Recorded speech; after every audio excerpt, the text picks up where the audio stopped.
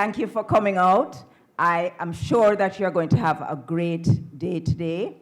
I'd like to welcome all our guests, our performers for today. I would like to say a special welcome to Professor Lorna Goodison, Professor Kwame Dawes, and of course our Poet Laureate, Mr. Mervyn Morris, Mr. Raymond Mayer, and Jerry Small, who I'm sure you're all anxious to hear from.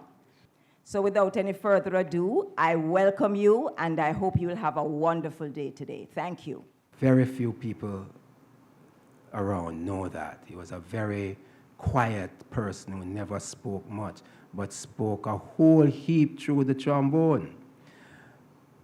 I think he's important because he embodies what it is to be a Jamaican in a post-slavery society, being one of those who emerged out of the victims of that slave system rather than the benefactors. And so that schizophrenic behavior of his perhaps is reflected in many of us as we come to grips with who we are in this society. And I want us to look and pay close attention to also that aspect of Drummond's life. Today we have among us some of the most eloquent poets that Jamaica has produced in recent times, led of course by Professor Mervyn Morris, our Poet Laureate, Jerry Small, who was among the very first to put into poetic form how he felt about Don Drummond, Raymond Mayer, a very keen and insightful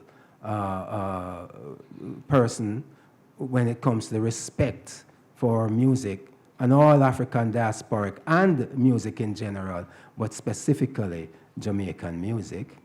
Lorna Goodison, whose whole family embodies perhaps, I don't know, if I should add up their age, it might add up to about 10 among them all. I conveniently left off the digits. Yes. A very cultural family in this country, each one contributing to multiple aspects of our culture among specifics.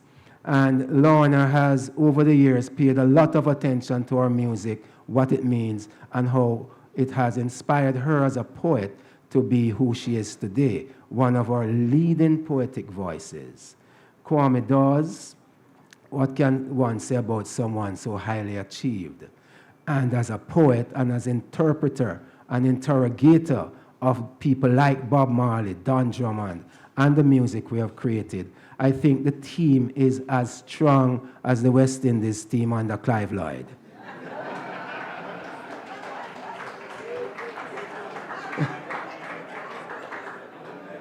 Yeah, that West Indian cricket analogy was getting worrisome for a minute.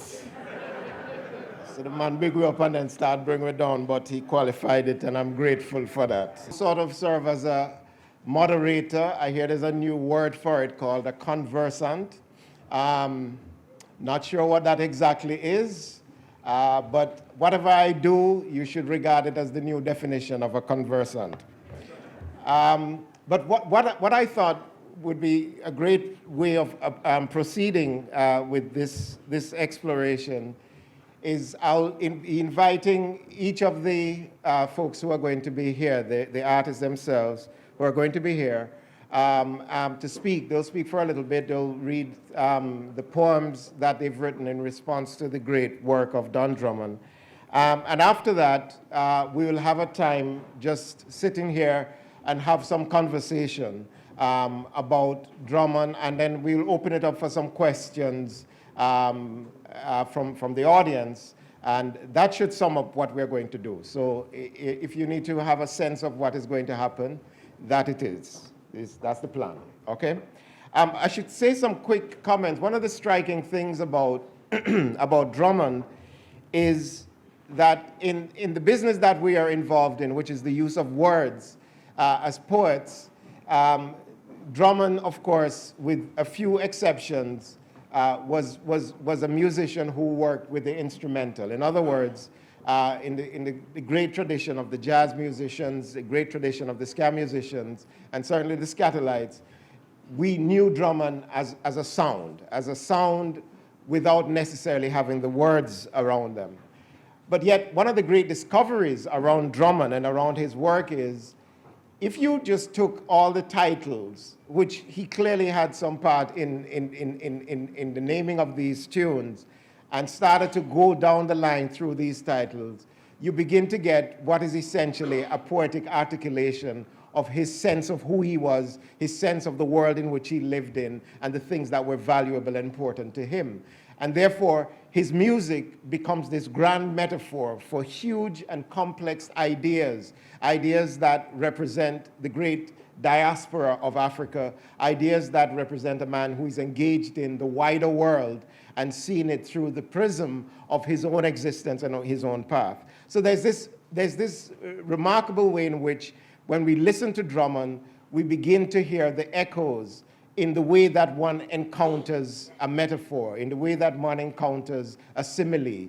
The thing sounds like. It becomes the sound that defines us, that helps us to understand where we're going. And I think that's a beautiful thing. And I suspect, personally, it is a bit of an envy, because what he could achieve with just that sound, for a writer, a poet, to try and replicate that or even come close to that, the emotion, the sentiment, and the complexity is difficult, some would say almost impossible. But we try, and I think that's the heart of the poet. The poet will keep trying and will approximate beauty. We may fail, but it's a good failure. It's the right kind of failure. Good afternoon, all. I was given the privilege to read not just my poem, but also a wonderful poem by Anthony McNeil, a poem called For the D.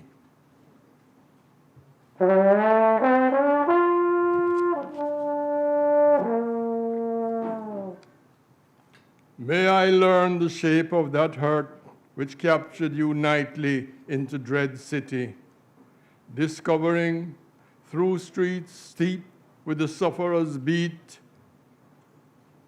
Teach me to walk through jukeboxes and shadow that broken music whose radiant stop is light. Guide through those mournfulest journeys, I, back into harbor spirit. In heavens now, remember we, and show we a way into praise, all seekers, together, one heart.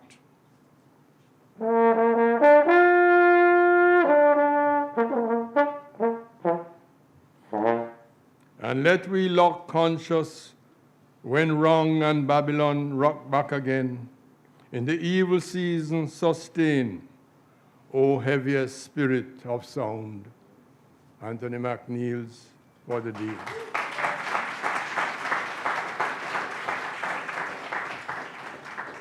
And now I read my tribute to Don Drummond. I am God. I am love. And the Father is love and black, as the Son was black, as Solomon, who had 7 keys to the kingdom. I am weary. I have wandered long. I want to go home.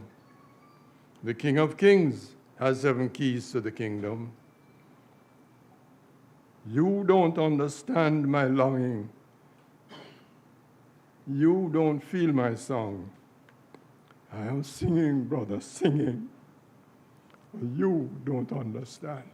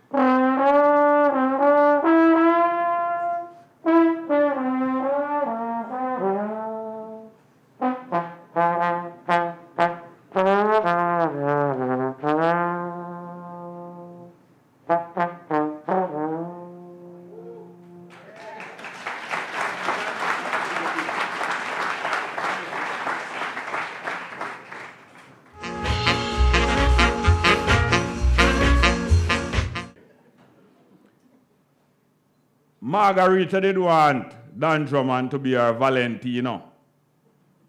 And Don Drummond want her to be him Valentine. And when it interrupt and other people intercede, them get mad. And the same Cupid, for the promise of Valentine, is that the Cupid, they know, if you want a woman or you want a man and you can't get them, Cupid will shot them and capture them, bring them to you. And you're dead. But if you give in to the lover, Cupid will make you live on. If you decide to live, you can live with the lover, or if you stay by yourself, you're dead as meat. Anyway, it starts with a quotation from Psalms 87, the Psalms about Ethiopia. The Lord shall count, and when he write it up, the people that this man was born there, Selah, as well as the singers and players on instrument. All my springs are in thee. And Don Cosmic is gone to his garden of love. Through his 29 years, he was actually 36. He was actually 37, 1 year, living 1 year longer than Bob Marley. But at the time, I believe he was 29. And through his 29 years in the valley of shadow of death, he gave us more music than what we asked for.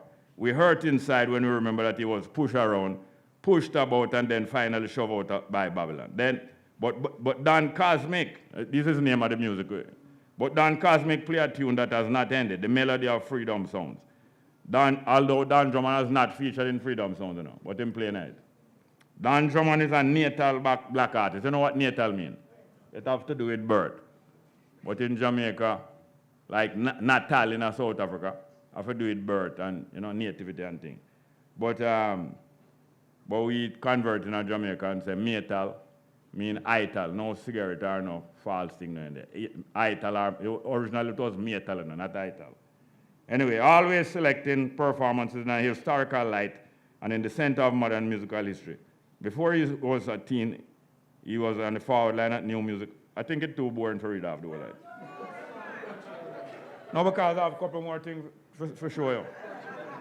But anyway, before he was a teen, he was on the forward line of New Music at Alpha Boys School with men like Roland Alphonse at his infant side.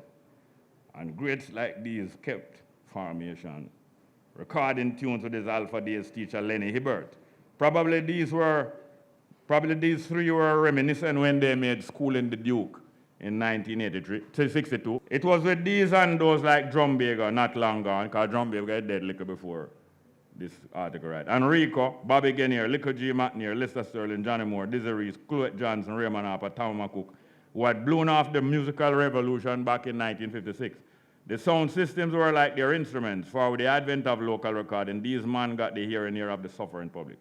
Already listening here to their translation of popular black American boogie-woogie, jazz and spiritual and local timings soon cast them into a mold. By 1959, they had licensed and registered ska and bongo music in their name, the sufferer's name.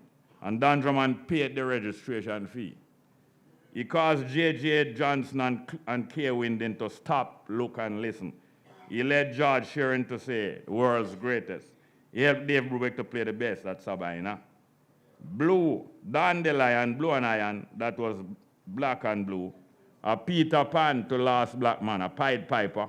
More music in his right hand than Little Boy Blue, too. More still in both hands, heart and mouth.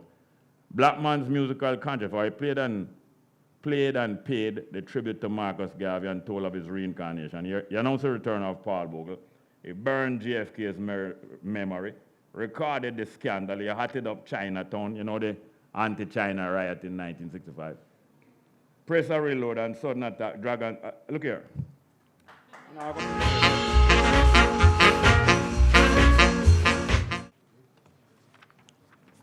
Valley Prince for Dundee.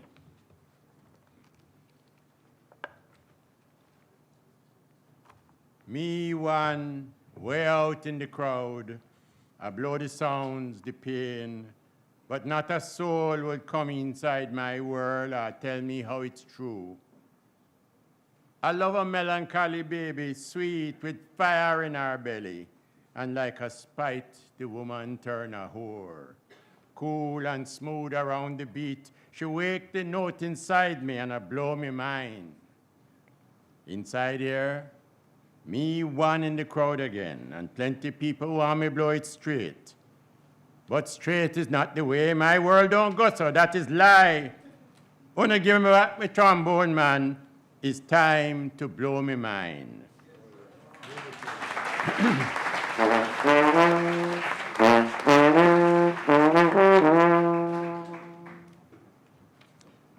Like many other listeners, I felt a special connection with some of Don Drummond's music.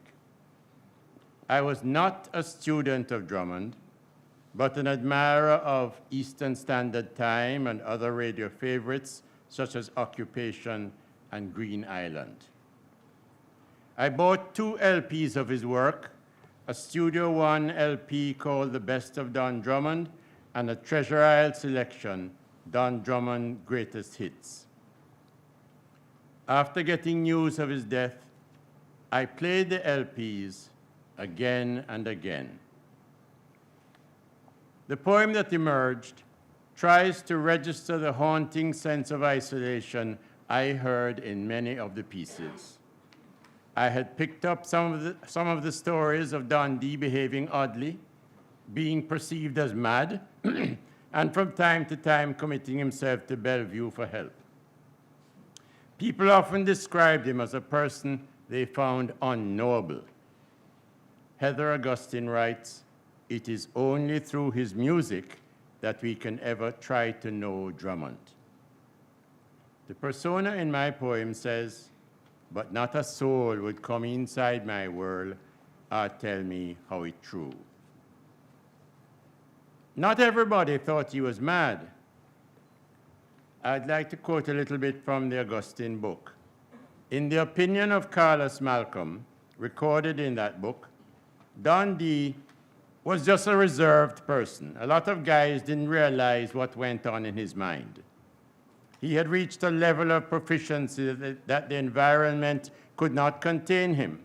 And I think he was disappointed and disillusioned at the fact that he created all this stuff and didn't have the resources to record it. He was actually at the mercy of people like Coxone, the sound system operator and impresario. Whenever he went to the studio, he used to have a little book in his back pocket, and he didn't have a manuscript. If he didn't have a manuscript, he would draw 5 lines and notate whatever he had composed. And when he get to the studio, Coxone would say, "Well, I pay for the studio, and you will play what I tell you." To my ear, the emphatic, repetitive energy of ska seemed to represent restriction, regimentation even, against which Drummond blew cool and smooth around the beat. For the Drummond persona, straight is not the way. Margarita, his melancholy baby, is, as a muse can be, both inspiring and threatening. She wake the note inside me, and I blow me mind. The muse that can inspire him to fuller expression of himself may also drive him mad. Having murdered her, he is consigned to Bellevue as criminally insane. Once again, he is required to conform. Inside here, me one in the crowd again, and plenty people want me blow it straight. Longing to express himself more freely, he cries out, "Wanna give me back my trombone, man. It's time to blow me mind." The poem titled Valley Prince is an adaptation of Valley Princess, the title of a track on the Studio One LP. Some people have said that this is a poem about the isolation of the artist and the poet's identification with the Drummond persona. True enough, as far as it goes. But I like to think the poem says something about each of us, whether we call ourselves or are called by others artists. Isn't each of us ultimately unknowable? Doesn't each of us cry out at times against constraints on self-expression? Me one, way out in the crowd, I blow the sounds, the pain, but not a soul will come inside my world or tell me how it's true. I love a melancholy baby, sweet with fire in her belly, and like a spite, the woman turn a whore. Cool and smooth around the beat, you wake the note inside me, and I blow me mind. Inside here, me one in the crowd again, and plenty people want me blow it straight, but straight is not the way. My world don't go so, that is lie. Wanna give me back my trombone, man. It's time to blow me mind.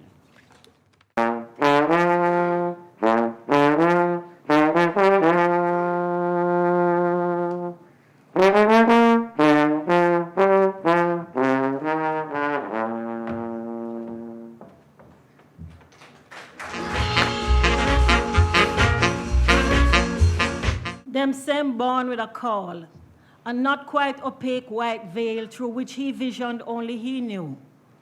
At birth, them supposed to bury it under some special tree, and if we had known, we could have told them it was to be the angel trombone tree. Tap ta tap ta tap ta na na.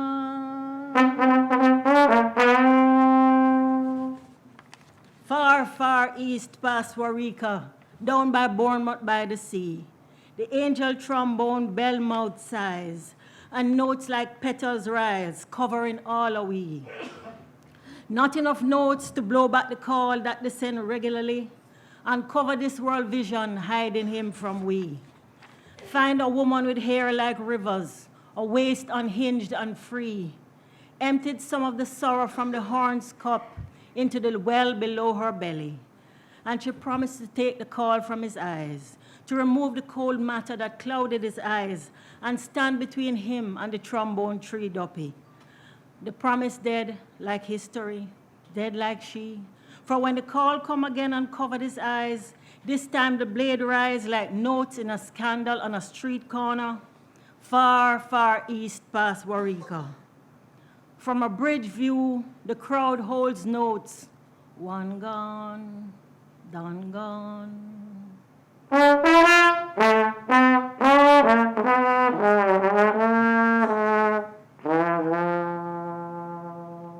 Lay me down, for the band must rest. Yes, music is my occupation. I tired to hold this note. You hold this memory for JFK, for me. Make the slide catch for his right ear, so I stop.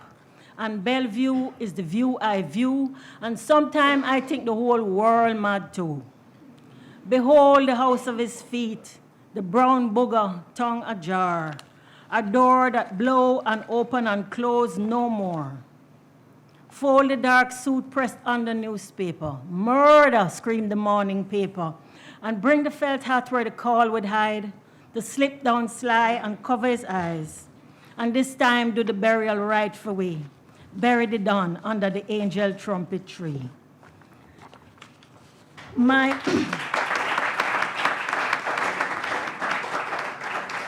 Give thanks to Herbie for hosting this Grounation. A word we heard when many of us heard that word for the first time when Count Ozzy and the Mystic Revelation entered our mainstream. And give thanks to Margarita, who refused to go on if the Mystic Revelation were not allowed to play on the Opportunity Knock stage. My eldest brother, Howard Goodison, used to, as we said then, tour with the Scatterlights. And on several occasions, he brought home Roland Alfonso and Tommy McCook to have dinner at my house.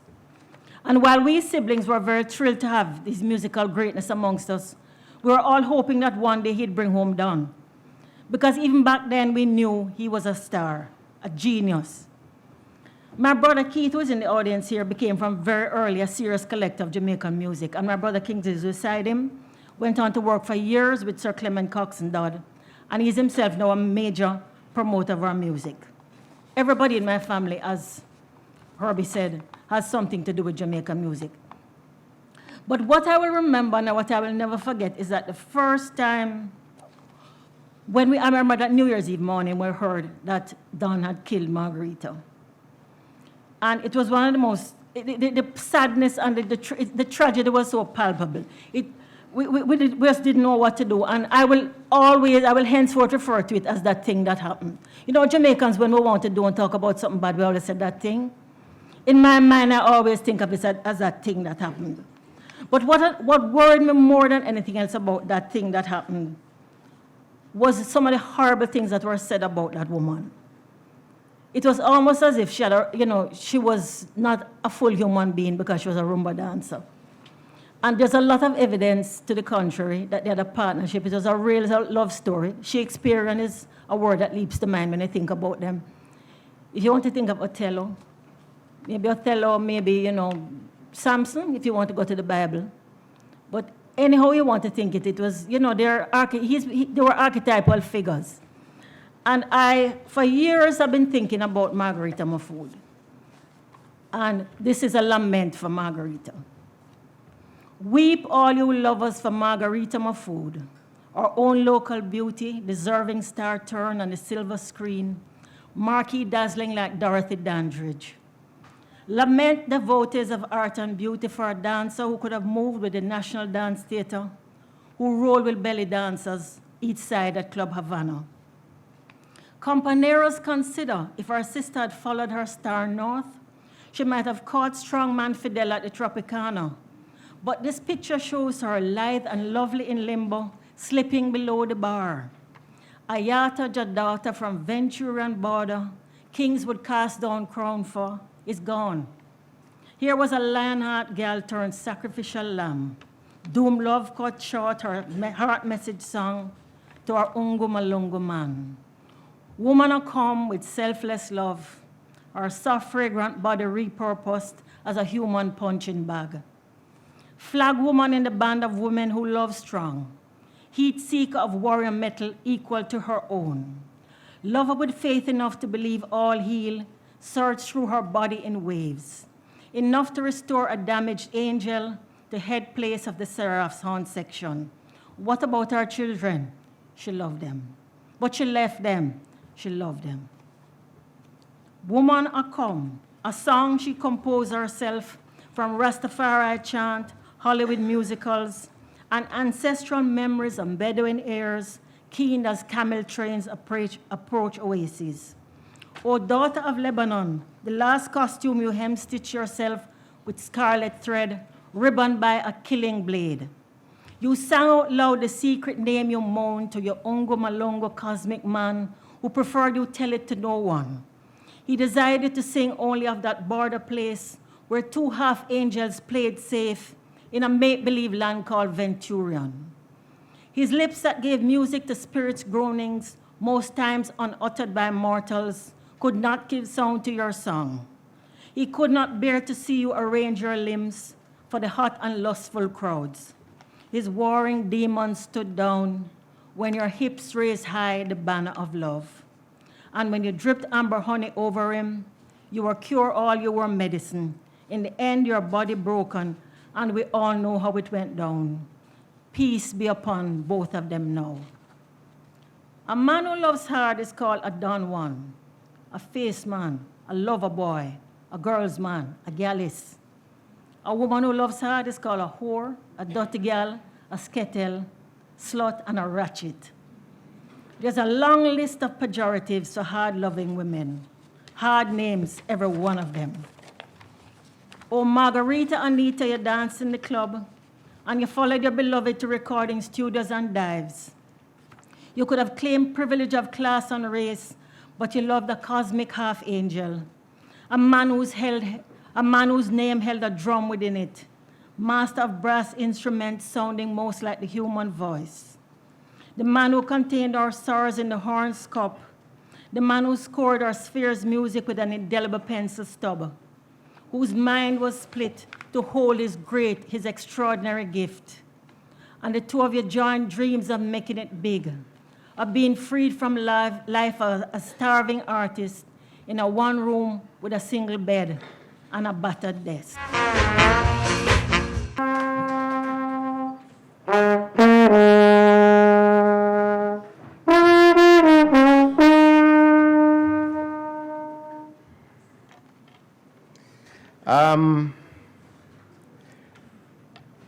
I'll read a poem, and then we'll just go on stage and have a conversation and so on. This poem is called "It Is the Cause," Bellevue Ska, for Don Drummond. 1964. 1. Love is Earth's mission, despite the mast dead. Tony McNeil. The first visitation came riding the flapping coattails of a ska syncopation. Rudies with their daughters in miniskirts and helmet heads smelling of the singe of the iron.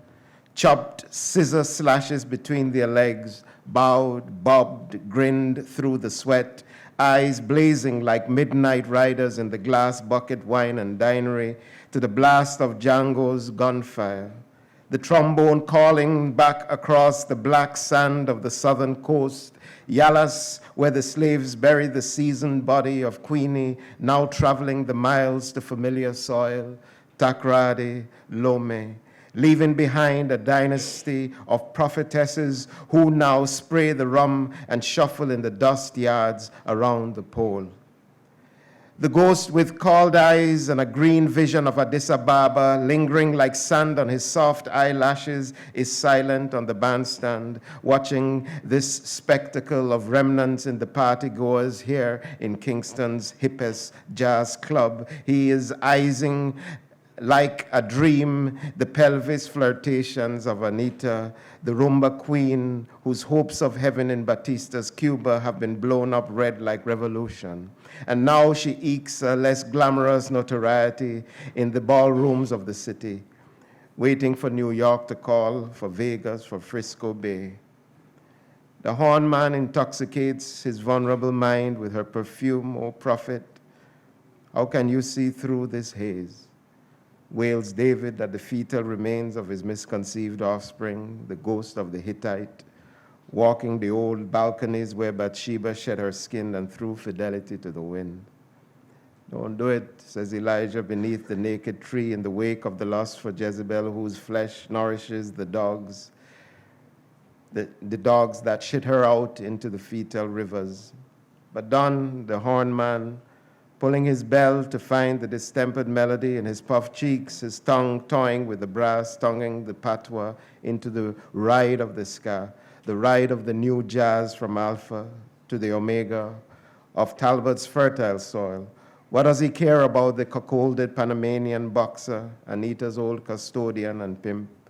In this fire of their silent lust, burning up the glassed bucket's dance floor, making the prophet fall like that. 1968, 2. When the cosmic journeys after the falling of the mind in Bellevue's silent dust, it is the murderer's gaze that leads. With fired visionary zeal, white shirt tucked tidy, standing there with 3 days' sweat and as many sleepless nights in his eyes. He guides the traffic in crossroads, crisscross of lanes with his fingers, a rotating compass making perfect circles. In his head, the blast of horns, the impatient expletives are applause, the rotten flute, bouquets of rose. The spirit of Don, the horn man, reinvents itself as the prophet who guides the Black Mariah to an empty alcove and waits, arms outstretched for the bangles. Waving away the cobwebs, he follows the path into the gloomy belly of the shuddering van, and carried away like bedwood to the fluid calmness of injections and white walls and beds. In his head, the song again. You pray tonight, Anita. It is the cause. It is the cause. 1982, 3. In the interim, the boys sprint, riding the smoky jolly buses, chanting, chanting. The traffic renews its insanity, and a generation abandoned by its prophets and dreamers searches for its old vomit, while the horn man, blinded, sees the machete, dripping blood. Anita's wounds, like Caesar's, sing their arias, the accusers at last finding voice on her porcelain belly. So this poem, thank you.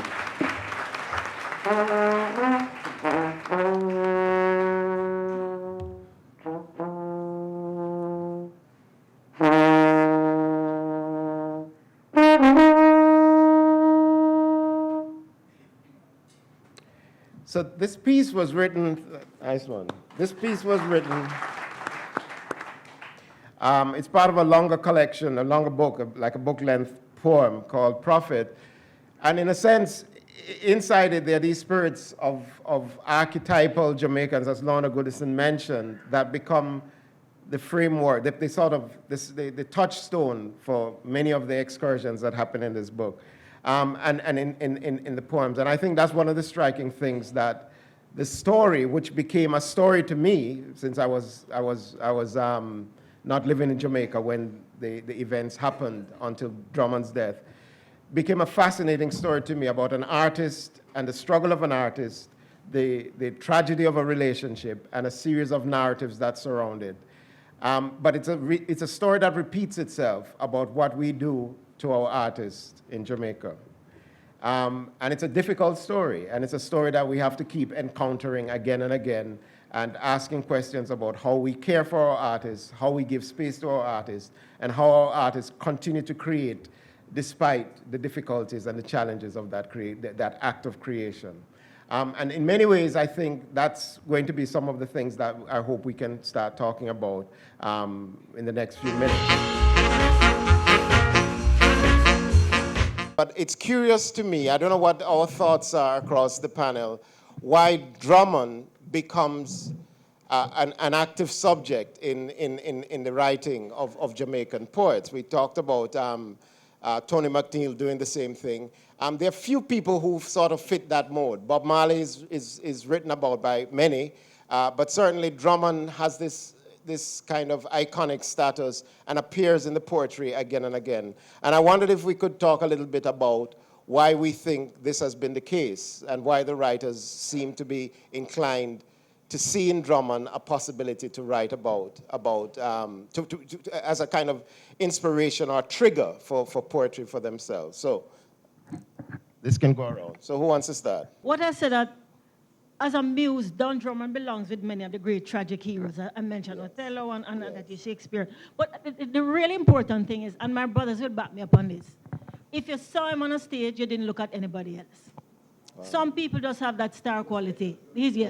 I once had the honor of seeing Miles Davis play. It was the same kind of thing. You could have 100,000 people on the stage. That wouldn't happen. But in case you were only going to see him. And I saw him play twice, once at the Little Theatre, and I can see him in my mind's eye now on the stage. And you just look at him from beginning to end. And that was just, I think my brothers told me that. They said if he played before you, if you were on a program with him and he went on first, you're dead. You might as well just forget about it. He had that star quality, which you can't even define what it is. Also, just one last thing, and the Miles Davis analogy is interesting here for me again. I saw a lovely account of once, apparently he used to sing sometimes, and he turned his back on the audience and sang Polka Dots and Moonbeams. Right. This is before Miles Davis was turning his back on people. And the other thing that's another thing, is that he was also sharp. He's a good-looking guy. And I loved how he put himself together. You see that picture of him there? He had on a suit, but he had on this brown, what we call a booger. And Puss. Yeah, yes. And Puss. And I said that, look, no, people ever run DMC and those rap. Maybe they got it from him, I don't know. But he's the first man anybody saw in a full suit with a booger. With a booger.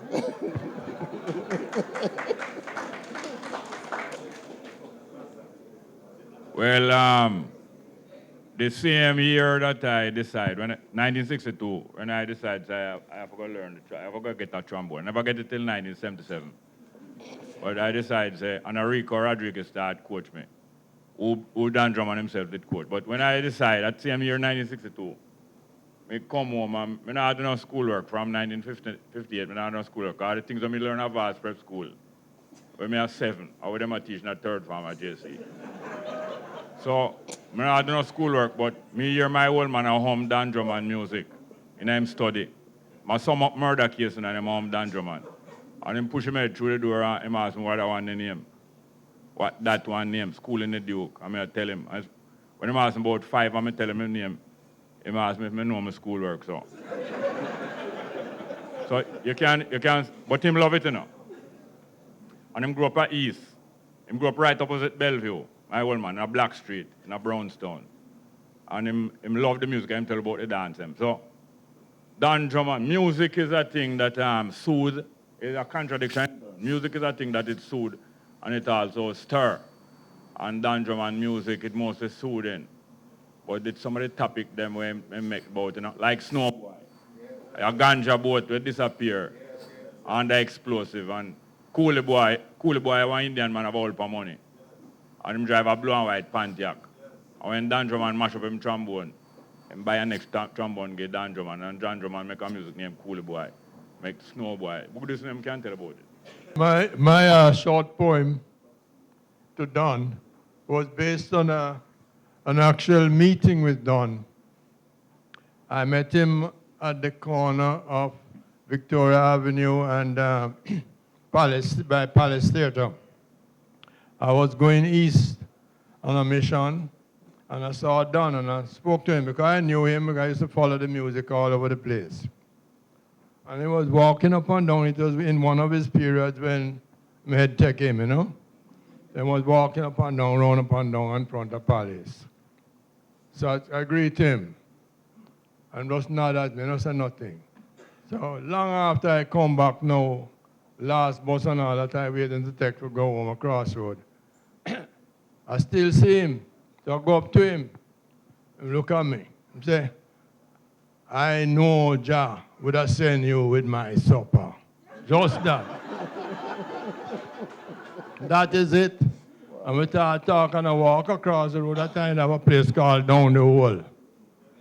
And we go down there, and I let off and down. And then I stay with him and we reason together a little. And I will talk about right reasoning with him is foolishness. I am only listening to him. Because I never understand in one of the things when I'm telling me at all. Which is in my poem, you know, at King of Kings have 7 keys to the kingdom. All of that is what Don said to me. And on the last bus leave me. So I walk home to Crossroad, up South Camp Road, and that is when the poem come to me. It's a tragic story, which was pretty fully told in the press. Right. So that one was responding to what was a kind of presentation of a mad genius who had not only murdered his wife or girlfriend, but had actually gone to the police station to report the murder. To report himself. You know, so there are all sorts of things that would have kept one's attention on him. But I think it's really the music that meant most to me. Yes, ma'am, go ahead. Okay, I just want to go into the Margarita thing a little more because Yeah. I thought about her a lot. And one of the things that I found really very painful to deal with is that if you look at her, she could have easily, you know, pulled rank and, you know, class and privilege and color and all those things that Jamaican people count so dear. She was, you know, she was beautiful, she was fair-skinned, she was of Lebanese descent, and she could have had a completely different life. The fact that she chose to be with a man who was ill, he was a damaged person. He was a genius, but he was damaged, says something about her. It says that she obviously had a lot of love and compassion in her heart because she was with this man. Her other marriage, apparently, with Rudolph Bent, it is said that the man was a professional boxer who used to beat her up. You know, so there are all kinds of, I mean, I'm not a psychiatrist. Freddie's in the back there, he will deal with all of that. But I kept thinking about what kind of person she was. And that song, Woman A Come, which is our only song that anybody knows of, my brothers, were the authorities, reliably informed me that he didn't like that title. It was just, you know, all the sort of, what that inferred. And he preferred her to call it Venturan Border. No, I've heard people say Venturan, Centurion, and Prenturian. I think it's Venturan.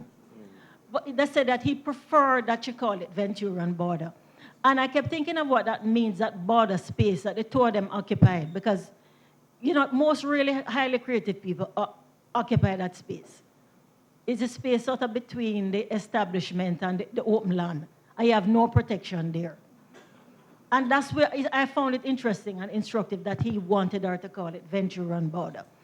And the other thing about it is that Kingsley and Keith tell me that, I keep referring to them, but they said that to see them together, there was no doubt that this was an intense love between two people. And apparently she used to help him to write the titles of the poem. He consulted with her. They had a partnership. This wasn't some kind of loose woman that he was dealing with. They had a partnership. There was a real love. And that song, if you listen to the lyrics of that song, the closest thing that I can think of, somebody compared it to the words in the Song of Songs, but there's a tradition in Middle Eastern women, Sufi poet women, who give their all for love. It is a complete and utter abandonment to the beloved. If you read it, I mean, she sees him in the trees, she hears him in the breeze, she says, you are my love, my life, my all. So this was a love that took her out. She took her away from her family, her children, everybody, because she was utterly devoted to this man. So I would like for people to think again about why she didn't use all that was at her disposal, her looks, her color, her privilege, all of that, to live a different kind of life. It must be that she had some intense and real and powerful love for this man. The trombone, especially the slide trombone, not so much a valve one, is so much of a phallic symbol to many people, especially I said the valve trombone, not to extend, but the slide trombone can extend on contract. And Don Drummond was something about snake charm, although this snake more associated with the male as a phallic symbol. You know, so when the snake charmer blow the right way, the snake rise up from out of the basket, and it's a kind of relationship between him and Margarita. But one of the closest friend of Don Drummond, Sterrett, Mr. Sterrett, you know him? Do you know Mr. Sterrett? Sterrett go excels in 1942, one of the earliest Rastafari man we go to high school. And Sterrett was very close to Don Drummond. He said one of the things with trouble Don Drummond is that a lady will compare film size with a man size and him not like it. You understand me? But the last time I saw Don Drummond, it's nothing, I don't know nothing bad. For our size is not everything.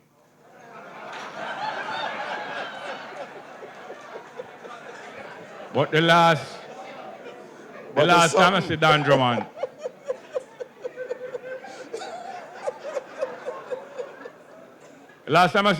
was at Glass Bucket. And like myself, half of the people who come at the Scatterlight show, them come to see Don Drummond. And they was on the bandstand the whole night. And them jump up and down. And them don't blow a note the whole night, but them dance to every music. Them don't blow a note the whole night. And sometimes when you go there, especially when them not playing, and you talk to me, they say, or when them play, like one night down a Bournemouth, you know, during the break. But Scatterlights, when them go for a break, it's all 45 minutes, you know. And sometimes them not come back. If them not get the right pay, them not come back. Anyway. So anyway, during the break, I said to Don Drummond, say, boy, everything you say, sometimes everything you say, I'm repeating, you know. And him say, man, say, boy, the music nice, and him say, music nice. And him say, then wait, you go back, go on the bandstand. Him say, you go back on the bandstand. I'm just repeat everything. But that's why him want to kind of stop from asking all about it.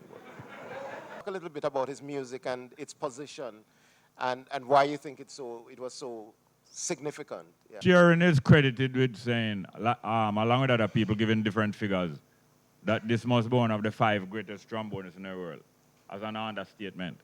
But the big 5 of trombonists, when I was growing up and start listening to Jamaican music seriously, like in the 56 come up, like for the next 10 years. The big 5 trombonists in Jamaica was Carl Masters, Molo. Molo is a German. Mueller. A Mueller name, you know, but you call him Molo. A kind of Dundus looking, but a German. Nice brethren. A true man. And Carlos Malcolm. And Rico Rodriguez. Well, Don Drummond know the 5th one. Now, out of that 5, why nobody not write no poetry about the rest of them? I know true people dislike them, but the kind of soothing effect.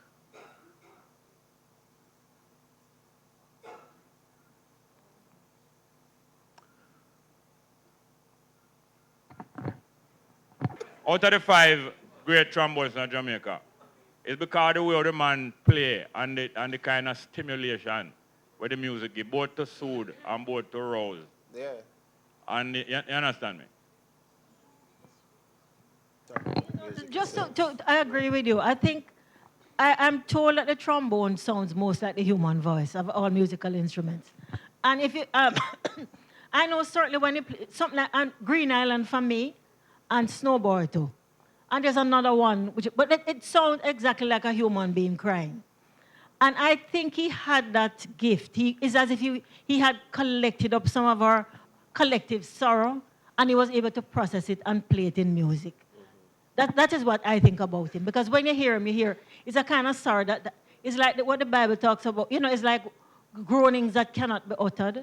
It's like he had the ability to utter those groanings that are not supposed to be uttered. Yeah. Because the atoms shift when you hear that music. You know, you're breathing a certain kind of air and he plays, and you just feel, if the air just is, the atoms are disturbed. So I think that there's not even any way you can explain something like that. You have to go back to maybe Bible and talk about people being anointed. Certainly, if anybody was anointed, that man was anointed. Bob was anointed. That's right. No, I think them no.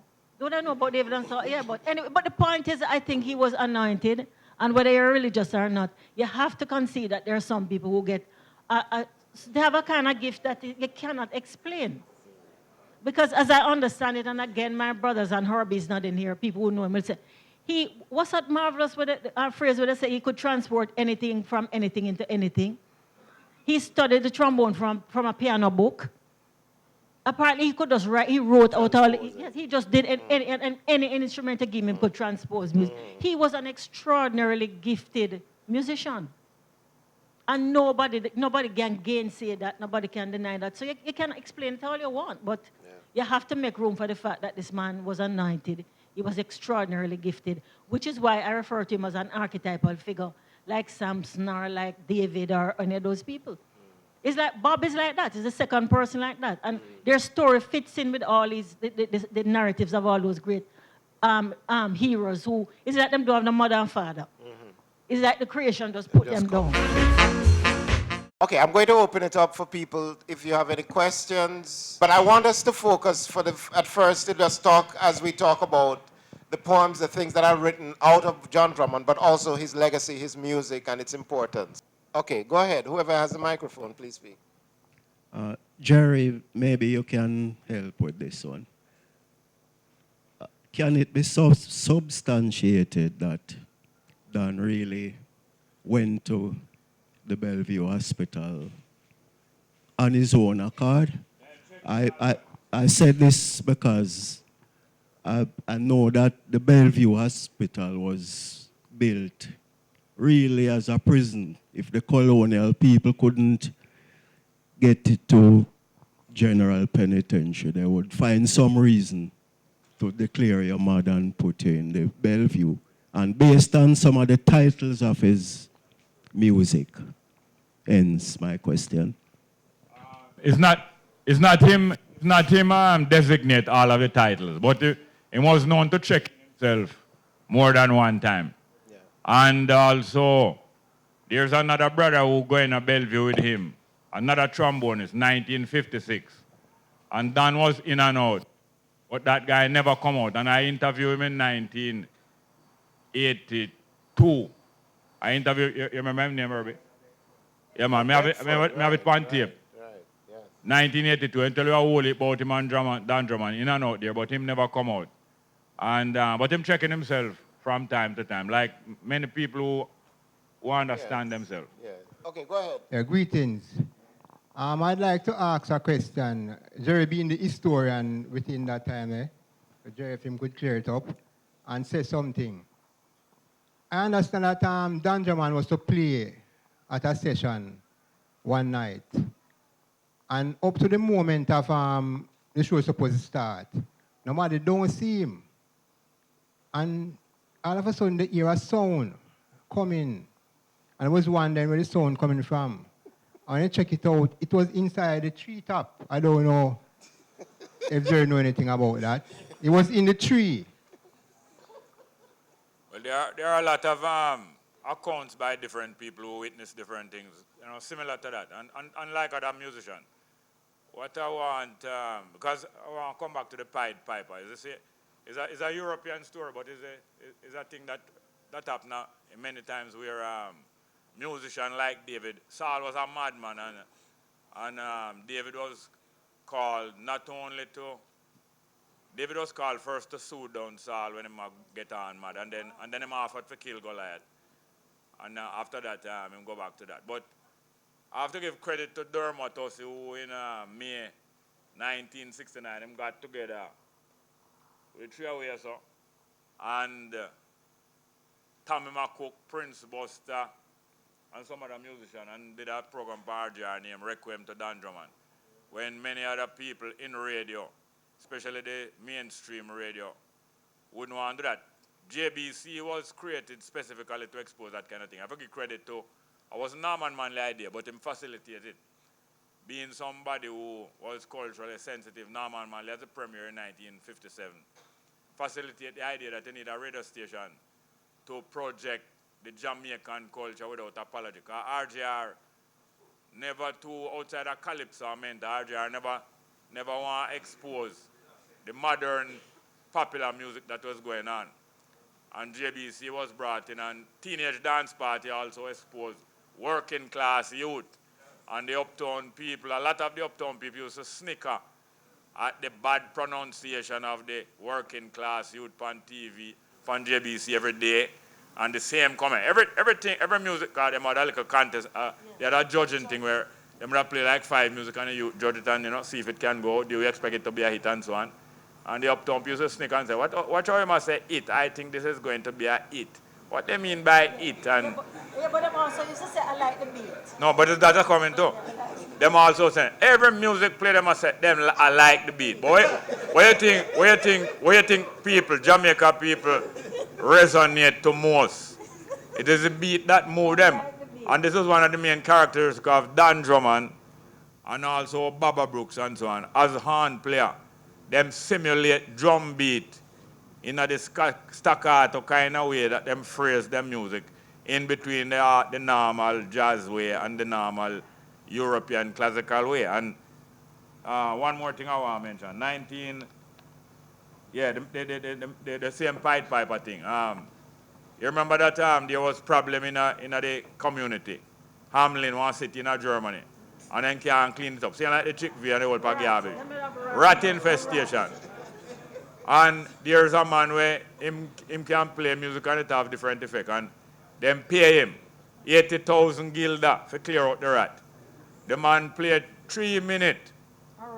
3 minutes and the rat clear up. And them say, him forget $80,000 for 3 minutes work. Then say we are give him 40,000. You see him kind of thing a politician deal with today, you know. They want to pay off. We'll take 2 more questions. As I think of this occasion to celebrate the life of Don Drummond, I know he has impacted on our life.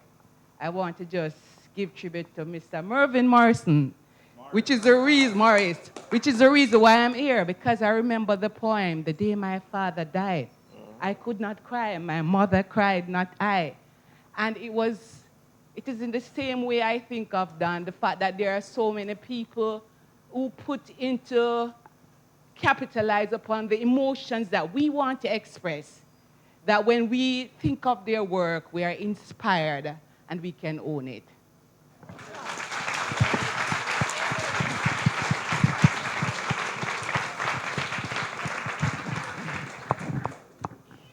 We can take one more. Somebody over there. Yes. Yeah. Okay, go ahead. Yes. I just wanted to ask a question. Jamaica is very political. People get very excited when there is a political discussion or elections. When Mandela came to Jamaica, I was the permanent secretary, and so I organized for him to speak as part of the program to Parliament. And the text of the citation was negotiated between Jamaica House and Mr. Siaga. I put that as background because during the course of the Mandela visit, in private discussions with his delegation, two things emerged. One was a very explicit statement that in no country had they felt as much love from the people as they did in Jamaica. The second point, and you will recall the concert at the stadium, I was told that the Jamaican music was what sustained them during the hard years of apartheid. And I make those 2 points because I want to ask whether there is in the sociology of the Jamaican music the linkage between the music and the political maturation of the society, which in my view is still somewhat substandard considering the other achievements of the Jamaican society, that our politics is still quite parochial. So I wonder whether anyone is linking the music with the political maturity that should come after, let us say, 70 years, starting from 1938, when there was that movement for the awakening of the Jamaican majority.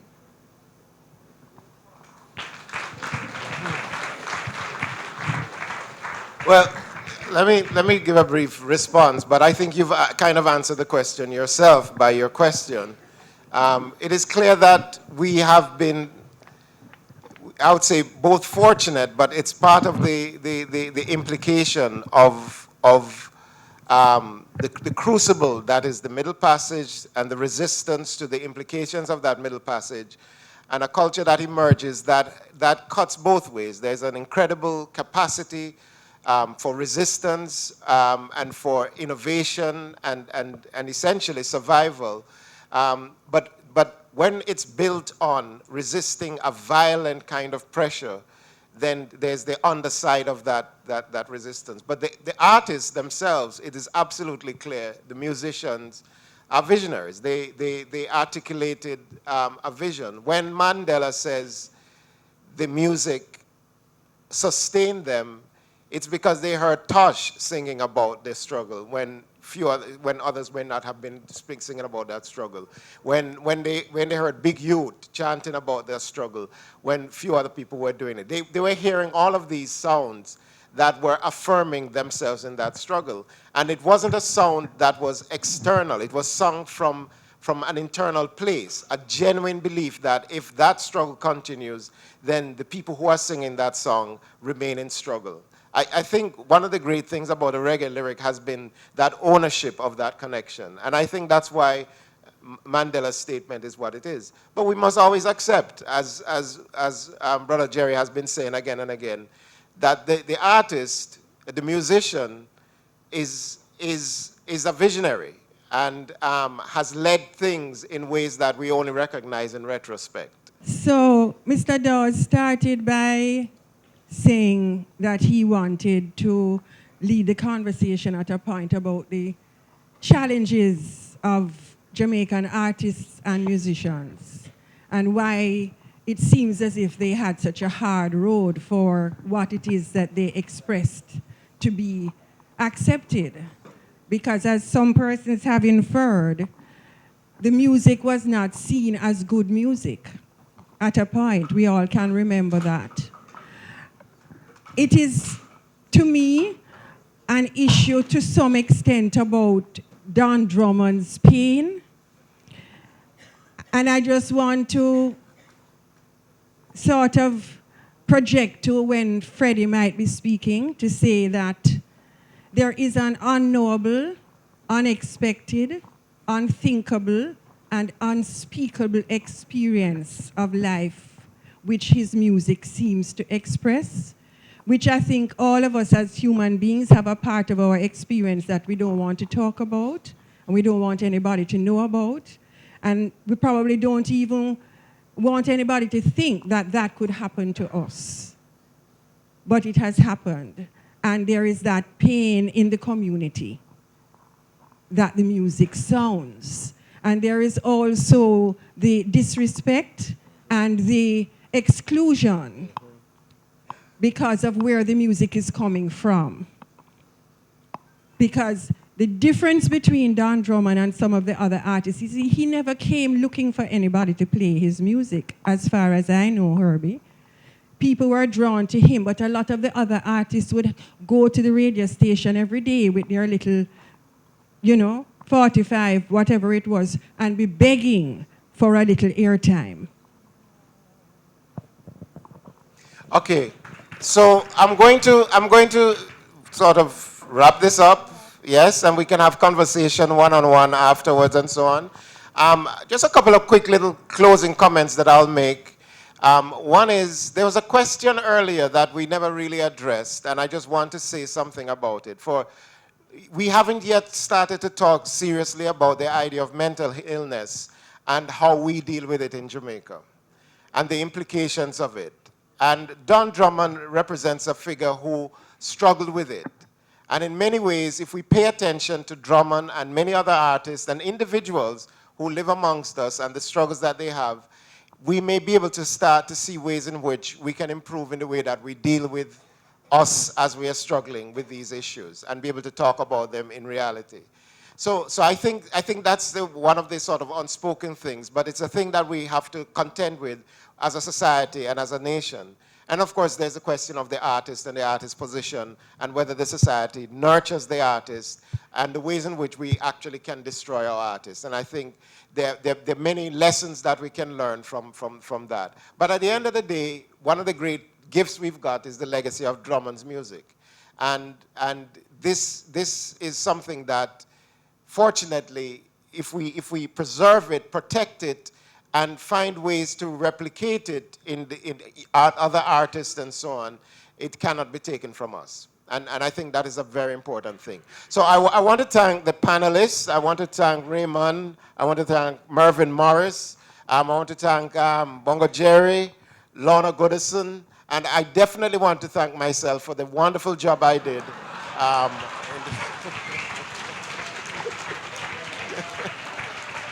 No. And I also want to thank Andrew for his wonderful playing, the trombone work. Yeah, Andrew, come have the last word. Make Drummond have the last word. Thank you all very much.